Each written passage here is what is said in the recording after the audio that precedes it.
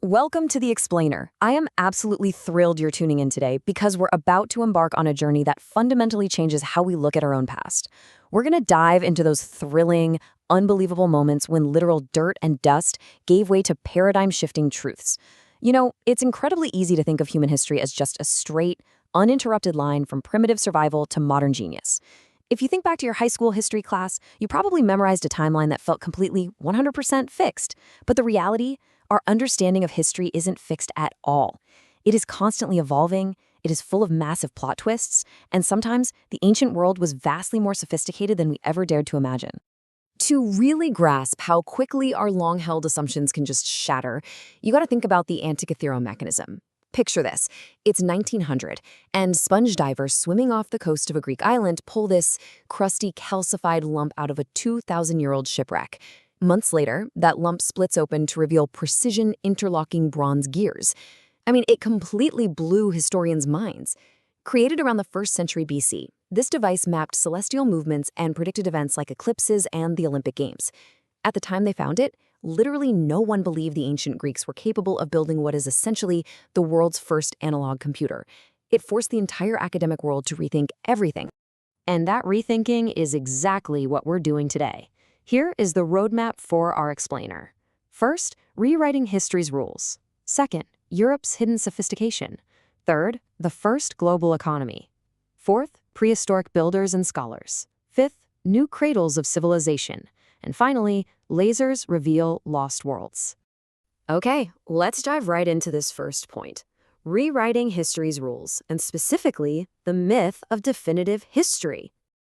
A mistake almost everyone makes, from casual readers all the way up to experts with doctorates, is treating history like it's as definitive as mathematics. But that old assumption just doesn't hold up in the real world.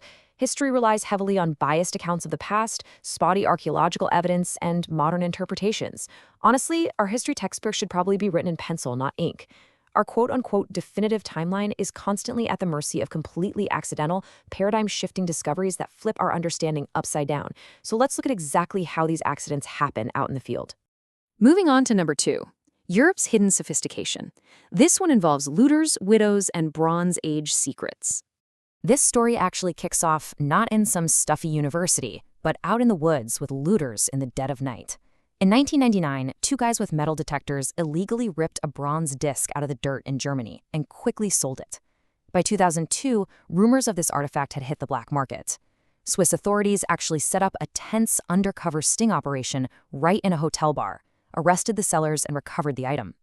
And what they recovered was the Nebra sky disk, dating all the way back to 1600 BC. It's the oldest undeniable depiction of cosmic phenomena found anywhere on Earth, complete with gold inlays of the sun, the moon, and the stars. Previously, we thought only Mesopotamia and Egypt studied the stars during this era, and that Northern Europeans were just primitive and isolated. But it gets even crazier. A 2024 study proved the metal was subjected to an advanced heating and cooling method called annealing, completely shattering the myth of primitive European bronze workers. And this chronic underestimation of European history extends to the so-called Dark Ages, too. We used to assume that after the Romans left, Anglo-Saxon Britain regressed into a barbaric, ignorant, and hyper-localized society run by terrorizing warlords. But that whole narrative was completely debunked starting in 1938, thanks to a wealthy widow named Edith Pretty. She had this hunch that the undisturbed burial mounds on her estate in Suffolk, England, hid a major secret. So she hired an amateur archaeologist named Basil Brown. Picture this. Brown is physically digging a trench deep into the largest mound on her estate, only to suddenly see the ghost of a massive ship perfectly imprinted in the sand. What they dug out of that dirt changed history forever. Now, what's really interesting about this discovery is the sheer scale of what they pulled out of that mound. They didn't just find a grave, they found an 89-foot ship burial chamber. And look at the artifacts they uncovered inside. We're talking gold accessories set with garnets imported all the way from Sri Lanka, silver plating from Byzantium, coins from Francia, and this incredibly master-crafted iron helmet adorned with a flying beast motif. This proved, beyond a shadow of a doubt, that Anglo-Saxons were absolutely not isolated barbarians. They were master artisans integrated into a massive, sophisticated trade network stretching thousands of miles. Which brings us nicely to Section 3. The first global economy and 22,000 dives to the Bronze Age. Just like the Nebra disk, this discovery started with a total accident.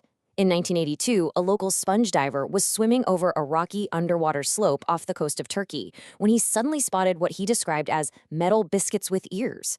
Well, those biscuits turned out to be ancient oxhide copper ingots scattered across a 3,000-year-old shipwreck. To fully excavate the Uluburun vessel, archaeologists had to conduct 22,000 immensely difficult, incredibly dangerous dives over the course of 11 seasons. But they pulled it off, and they successfully mapped its ancient journey. The ship originated in the Levant, stopped in Syria and Cyprus to collect goods, and was sailing westward, likely for a Mycenaean palace, before it tragically sank around 1300 BC.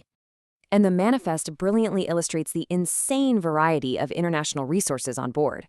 When the team finally cataloged the cargo, they were staring at a truly global economy. Cypriot copper, tin traced all the way back to Central Asia, amber from Northern Europe, lapis lazuli from Afghanistan, ebony logs from Africa. I mean, this 3,000-year-old ship was carrying goods from more countries than your local supermarket. We used to think trade in the Bronze Age was just a small, localized affair between Eastern Mediterranean elites, but the physical evidence pulled from this wreck proves that 3,000 years ago, we already had a deeply interconnected global microeconomy that relied on massive international cooperation across continents. All right, let's head over to Section 4, Prehistoric Builders and Scholars, going from semi-nomads to library kings. We've all been taught the standard Neolithic revolution model, right? Humans were nomadic hunter-gatherers who eventually invented farming, which then allowed them to settle down, which finally allowed them to organize large-scale building projects. But a site called Göbekli Tepe in Turkey completely destroyed that timeline. Back in the 1960s, researchers looked at it and dismissed it as just a Byzantine cemetery. But in 1994, a German archaeologist named Klaus Schmidt visited the site. As he walked the hill, he noticed exposed worked flint and limestone poking through the dirt. In a flash, he realized the hill wasn't a natural formation at all. It was entirely artificial.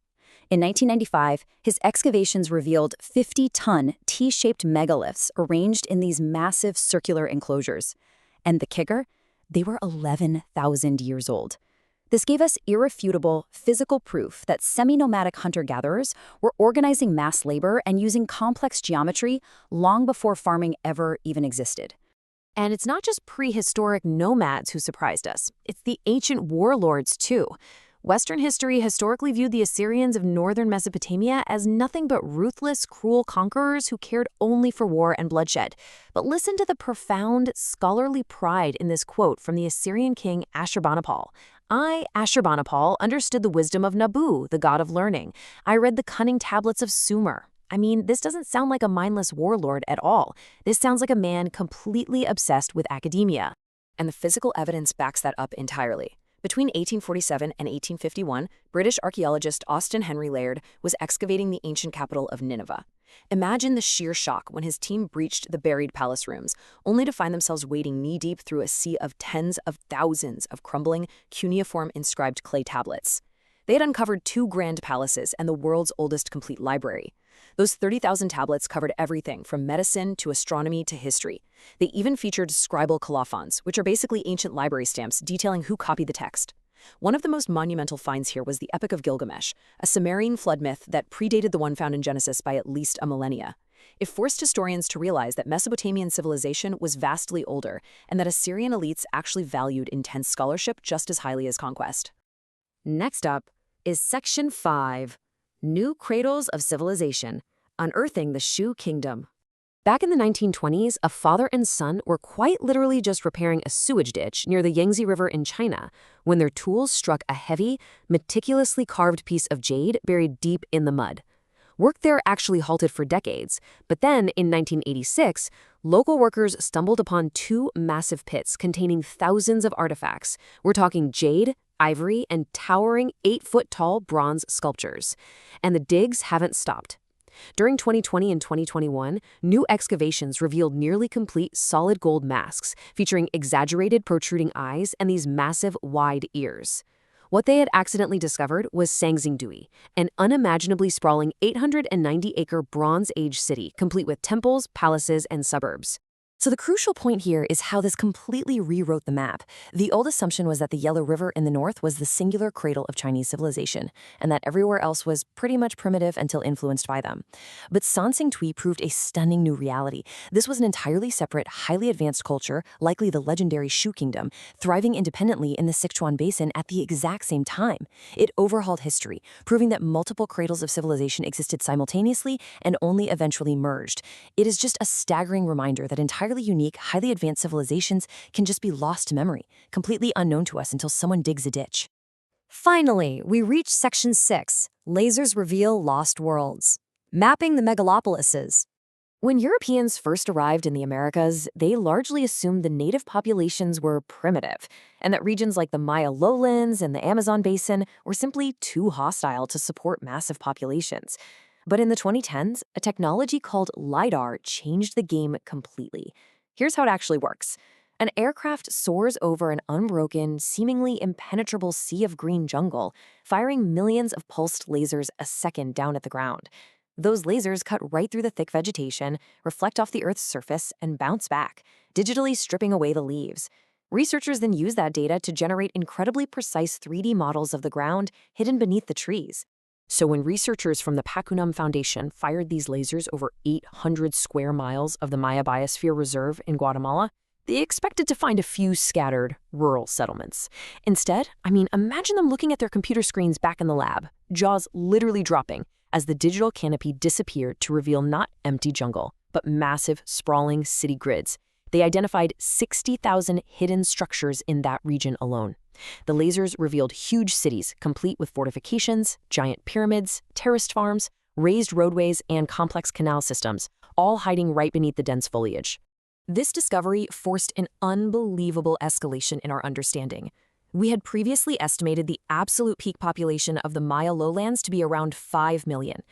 But thanks to LiDAR, researchers now believe this civilization occupied an area twice the size of Britain, with a staggering population ranging from 10 to a jaw-dropping 15 million people. And similar laser mapping down in the Amazon is finding tens of thousands of urban structures there too. These weren't just isolated little towns. These were interconnected megalopolises spanning the entire continent. It proves, for sure, that we have vastly underestimated the indigenous peoples of the Americas. And honestly, we are just scratching the surface here, which leads us to this final thought. We've seen today how a diver's curiosity, a widow's hunch, and a few pulses of laser light can completely rewrite history. So if a few laser pulses can rewrite the entire population of the Americas, what other advanced civilizations are still hiding?